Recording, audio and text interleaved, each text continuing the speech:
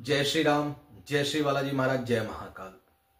मैं प्रशांत आपका अपने बालाजी स्पिरिचुअल ज्ञान में स्वागत करता हूं। आशा करता हूं आप सब कुशल मंगल होंगे। आपके स्नेह और प्रेम से हम भी कुशल मंगल हैं।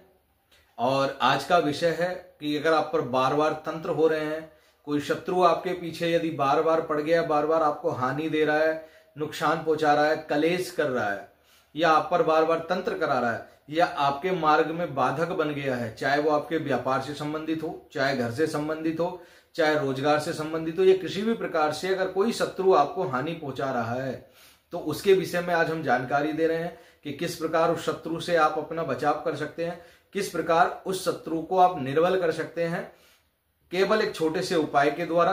वीडियो को अंत तक जरूर देखिएगा, नहीं तो आपकी समझ में नहीं आएगा कि आपको करना क्या है और किस प्रकार हवन करना है, किस प्रकार जाप करना है और कितने जाप करने हैं। संपूर्ण जानकारी आज हम इस वीडियो में देंगे।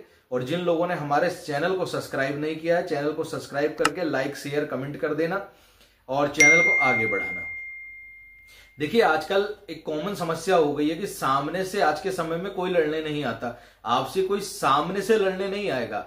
वो क्या करते हैं, तंत्र का, मंत्र का, यंत्र का, गणंत का या किसी भी प्रकार से अड़ंगा आपको लगाते हैं। आपके कारोबार का बंधन कर देते हैं, आपके घर का बंधन कर देते हैं, आपके देवताओं का बंधन कर देते हैं, आपके शरीर का बंधन कर देते हैं, या आपको विभिन्न प्रकार से हानि पहुंचाते हैं।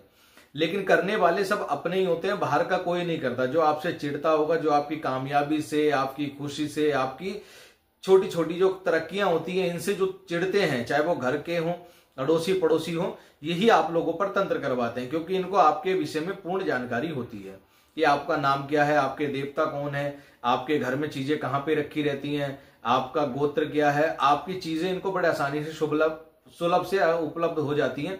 जैसे आपके वस्त्र काट लिए, आपके बाल उपलब्ध हो गए, या आपकी जो शरीर से जो दैनिक रूप से जुड़ी हुई चीजें हैं वो इन लोगों को आसानी से प्राप्त हो जाती हैं। और ये उन चीजों के जरिए आप पर तांत्रिक क्रियाएं कर देते हैं। यदि इस प्रकार की क्रियाओं से आप भी परेशान हैं, आप बार बार जाते हैं दरबार में, दरबारों से जुड़ते हैं, बालाजी दरबार से या विभिन्न दरबारों से जुड़कर अपना संकट कटवाते हैं, संकट कटवाने के बाद आप स्वस्थ हो जाते हैं और ये फिर से आपके ऊपर क्रियाएं कर देते हैं और आप फिर परेशान हो जाते हैं। ये बार बार की जो क्रियाएं आप पे जो आपके करे जा रहे हैं, जो आपके ऊपर तांत्रिक क्रियाएं हो रही हैं, जो आपके साथ शत्रुता निभाई जा रही है गोपनीय रूप से, चाहे वो आपसे किसी भी प्रकार की शत्रुता हो, इससे उपाय है हनुमान जी का एक मंत्र है, सिद्ध मंत्र। उस मंत्र का जाप करने से आपको सभी प्रकार की सफलता मिल जाती है। क्योंकि हनुमान जी की पूजा करने से शत्रु निर्बल होता है, आपका आत्मबल बढ़ेगा, शत्रु निर्बल होगा, आपके सर्व कार्य सिद्ध होंगे। क्योंकि कवन सो काज कठिन जग माही, जो नहीं होए तात तुम पाही। ऐसा कोई कार्य नहीं है जो हनुमान जी के नाम से सुलभ ना हो या हनुमान जी के लिए सुलभ नहीं हो। आपको करना क्या है, किसी भी शुक्ल पक्ष के मंगलवार से आप ये पूजा प्रारंभ कर सकते हैं। 11 दिन की आप पूजा लेके चलें। 11 दिन, 7 दिन, मिनिमम 7 दिन और 11 दिन की हम पूजा आपको बताएंगे, ज्यादा नहीं बता रहे हैं।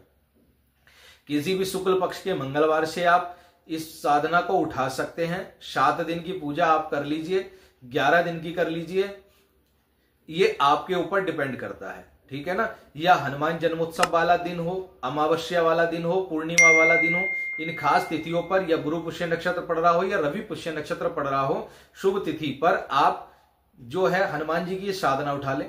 करना क्या है, हनुमान जी के मंदिर आपको जाना है, वहां पर जाकर हनुमान जी को एक नारियल आपको समर्पित करना है, लड्डू का भोग हनुमान जी को समर्पित करना है, एक शुद्ध देसी घी का दिया होता है उसका दिया लगाना है, या चमेली के तेल का दिया हनुमान जी के मंदिर में हनुमान जी को आपको जलाना है। गूगल की धूप जलानी है, वहां पर बैठकर हनुमान जी से प्रार्थना करनी है कि हे हनुमान जी, मैं 11 दिन की अपने घर पर आपकी जोत जलाकर, 11 दिन या 7 दिन जो भी आपको करना है, 11 दिन की या 7 दिन की जो भी आपकी साधना, इतने दिन हम आपकी ये साधना, ये नियम करने जा रहे हैं। बाबा हमारे घर पर बैठना, हमारा ये जो भी कार्य है उसको सिद्ध करना, ठीक है ना।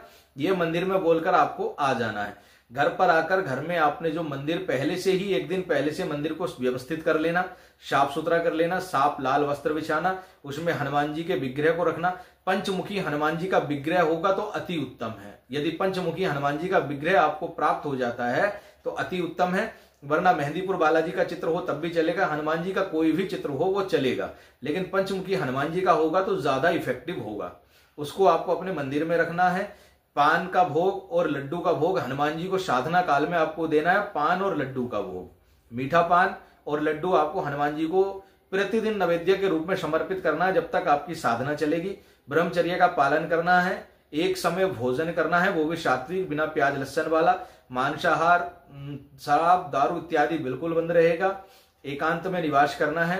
एकांत में निवास करने का मतलब हो गया जिस कमरे में आप पूजा करो या तो उसी कमरे में, या जमीन पर या लकड़ी के बने हुए तख्त पर साफ शुद्ध वस्त्र पर आपको आसन पर सोना है। पीले कलर का आसन या लाल कलर का आसन पूजा के दौरान यूज होगा। कुर्ता धोती पहनकर ही या कुर्ता पजामा पहनकर ही साधक भाई जो है आप साधना करेंगे, इस मंत्रों का जाप करेंगे। जाप जो करेंगे रुद्राक्ष की माला पर अथवा तुलसी की माला पर भी कर सकते हैं। जाप का समय रात्रिकालीन रहेगा। रात्रि में 10 बजे से आपको जाप करना है। जाप का समय जो रहेगा रात्रिकालीन रहेगा। रात्रि में 10 बजे से आपको जाप करना है। और जब 7 दिन आपके जाप पूरे हो जाए या 11 दिन पूरे हो जाए, इन 7 दिन 11 दिन में 27,000 जाप आपको करने हैं। ज्यादा नहीं बता रहा हूं, केवल 27,000 जाप आपको इस मंत्र के करने हैं। और आखिर में सरसों से हवन करना है। इसी मंत्र का सरसों से हवन करना है। कम से कम 270 आहुतियां आपको लगानी है। 27,000 का दशांश आहुतियां आपको लगानी है। 2700 मिनिमम 270 आहुतियां हैं, लेकिन आपको दशांश यानी कि जो भी 27,000 है उसका 10% आहुति आपको लगानी ही लगानी है सरसों से। इस मंत्र से हवन करना है 27,000 जाप होने के बाद। सबसे पहले जब भी आप इस मंत्र को करेंगे, एक माला भगवान श्री सीताराम जी की अवश्य करें। मिनिमम एक माला सीताराम जी की करनी ही करनी है, ठीक है ना। और गणेश जी की एक माला करनी है। सर्वप्रथम गणेश जी की एक माला ओम गम गणपतये नमः से करके गणेश जी का आशीर्वाद लेना है। उसके बाद प्रभु श्री सीताराम की ओम राम रामाय नमः की एक माला का जाप आपको करना है।